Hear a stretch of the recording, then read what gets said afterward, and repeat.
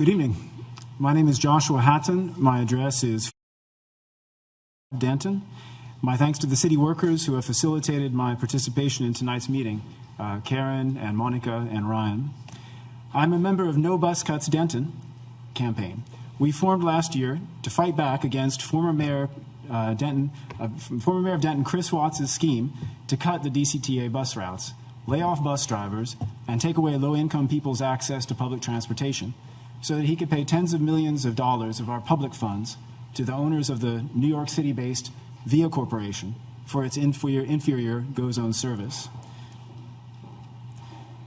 The VIA GoZone vehicles began circulating in Denton in September, and we immediately began to witness their unsafe driving. After the CEO of DCTA told council that VIA reported that its GoZone vehicles had been involved in 10 collisions and received 1 citation, our campaign asked you not to simply take VIA's word for it and to conduct independent research to verify VIA's information. Mayor Hudspeth ignored our request, but Council Member Armenter asked the city manager, Ms. Hensley, to follow our suggestion. Ms. Hensley refused, stating, "This request needs to go to DCTA and not the City of Denton staff." Because of this irresponsible stonewalling by Mayor Hudspeth and Ms. Hensley, we had to take matters into our own hands and conduct the research ourselves. All of the evidence that I describe in this section is available on our website, nobuscutsdenton.org. We acquired video recordings of 45 VIA GoZone vehicles and their license plates, and then filed open records requests with the Denton, UNT, TWU, Highland Village, and Louisville Police Departments, and the Denton County Sheriff's Office, for reports of all of their calls for service involving these vehicles. We found that the safety record of VIA's GoZone was much worse than the DCTA had reported to council.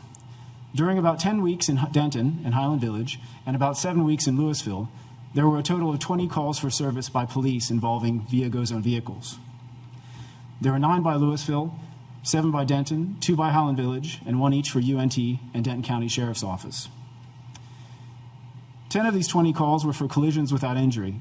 5 were traffic stops. There were 2 each for disabled vehicles and a disturbance or suspicious activity. 1 call was for a collision with injury. Denton PD's 7 calls for service involving VIA GoZone vehicles occurred at a rate of about 1 every 10 days and break down as follows: 4 collisions without injury, 2 traffic stops, and 1 collision with injury. 2 of these reports are particularly shocking.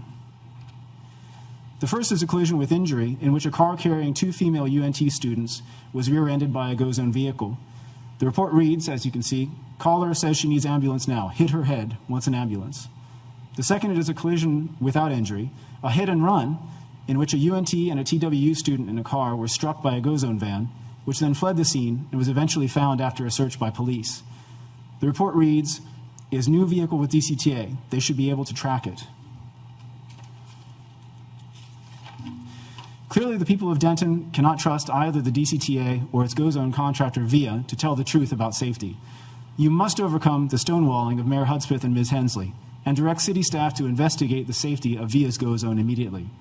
We also urge you to pass a resolution directing your appointee to the DCTA board to advocate strongly for the DCTA doing the same for the whole system.